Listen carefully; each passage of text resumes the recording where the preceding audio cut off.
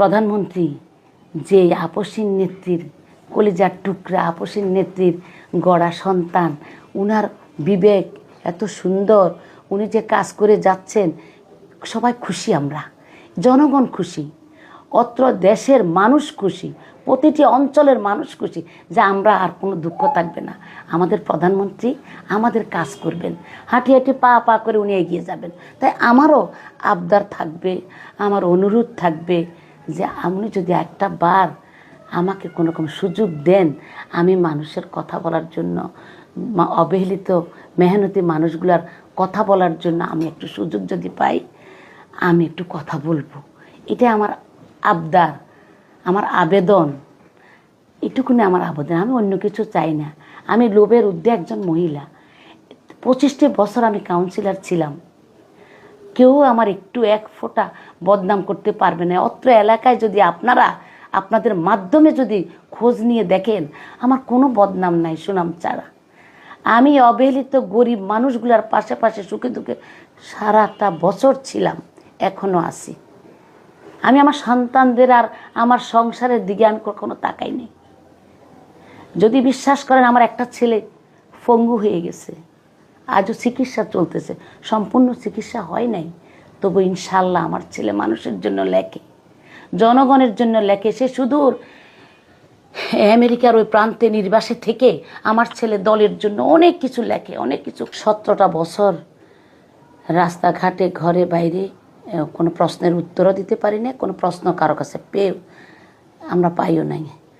যদি বিশেষ করে আমি, আমার ফ্যামিলি অনেক নির্যাতিত, যেহেতু আমি আমার গণতন্ত্রের মা, তিনবারের প্রধানমন্ত্রী, আপসীন নেত্রীর হাত ধরে আমি এতটি বছর কাজ করি। 84 থেকে আমি রাজপথে আছি এই পর্যন্ত।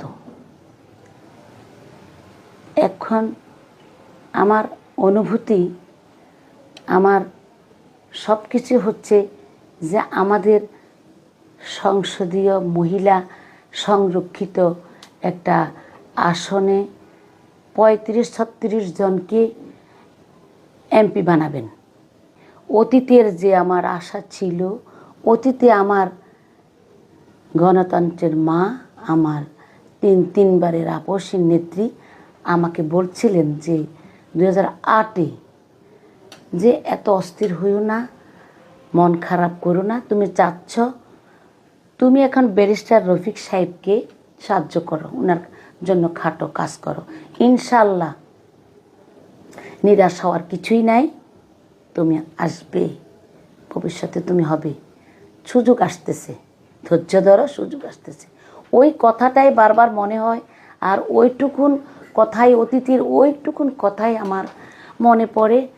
আর মনে পড়ে আর কষ্ট পাই, যেহেতু যার মুখের কথা তাকে হারিয়ে ফেললাম, স্বৈরাচারের অত্যাচারে, তার পেটের তাতের এই হাসিনার অত্যাচারে বাঁচতে পারলেন না আমাদের এই তিনবারের আপসীন নেত্রী, আমাদের গণতন্ত্রের মা, বেঁচে থাকতে পারলেন না, বাঁচতে দিল না ওরা।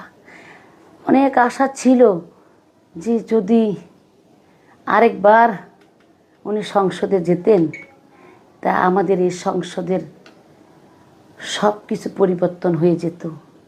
সংসদের এই সুন্দর পরিবেশ আরও সুন্দরভাবে মানুষের মনের আশা পূরণ হতো, জনগণের মনের আশা পূরণ হতো।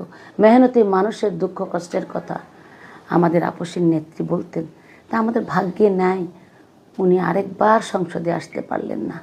আমার যদি আল্লাহর হুকুম হয়, আমার যদি দলের, আমার প্রধানমন্ত্রীর যদি চোখে পড়ে, আমি হয়তো এমন একজন নারী, আমি সমাজের কাজ করব, আমি মেহনতি মানুষের কাজ করব, আমি নারীদের কাজ করব, এই দেশের অবহেলিত মানুষের কাজ করব, করার আমার আশা আছে। আমি করতে যে বিগত দিন যা পারি নাই, সেটা আমি ইনশাআল্লাহ করব। যেহেতু কত অলিতে গলিতে কত মানুষ, কত মহিলা, কত অবহেলিত মানুষ আছে, আমি এদের দোরগড়া পর্যন্ত পৌঁছাইও কাজ করতে পারি নাই। ফ্রি। আমি একটা কাজের একটা রাস্তার পেয়ার দিলাম, এখানে কোনো স্কুল ভালো করে একটা প্রাইমারি স্কুল নাই এলাকাতে, ওই একটা স্কুল করব। নারীদের যে কি কষ্ট, ওরা চাকরির জায়গায় গেলেও কষ্ট পায়, ওদেরকে বলে নারী অধিকার অনেক দিয়ে দিয়েছেন, নারীর অনেক অধিকার আমরা আছে, কিন্তু ওই আমলে আমরা সাকসেস হতে পারি নাই, আমরা পারি নাই অধিকার গ্রহণ করতে, কাজ করতে। আমি চাচ্ছি যদি আল্লাহ রহমত হয়, যদি কোনো সুমতি হয়, আমার প্রতি দয়া হয়, তাহলে আমি মনে করব যে আমি এই কাজগুলা করব।